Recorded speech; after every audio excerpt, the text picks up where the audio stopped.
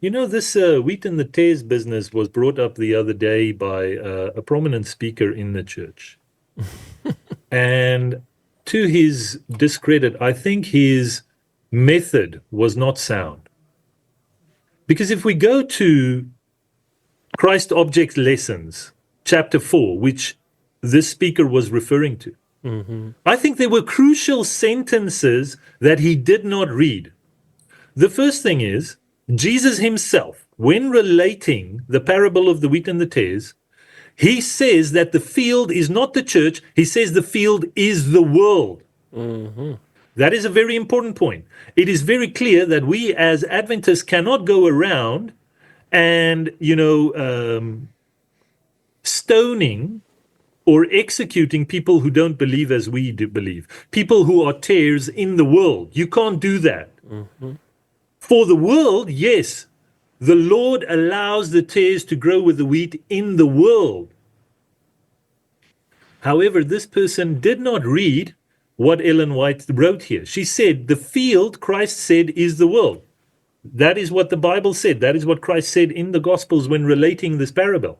But now Ellen White elevates the standard. Whatever Christ was teaching for the world, she's now going to elevate the standard and going to make it relevant to the church. She then says, but we must understand that this is signifying the church of Christ in the world. So, okay, is Ellen White saying that we should just allow the tares to grow with the wheat in the church? No, because there's one other sentence here where she says, Christ has plainly taught that those who persist in open sin must be separated from the church. So very clear that Ellen White is saying, don't tolerate open sin in the church. Correct.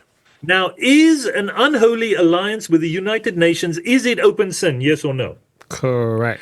Is a compromise on the health message publicly stated, is that open sin? Yes or no? Yes. Open sin must not be tolerated.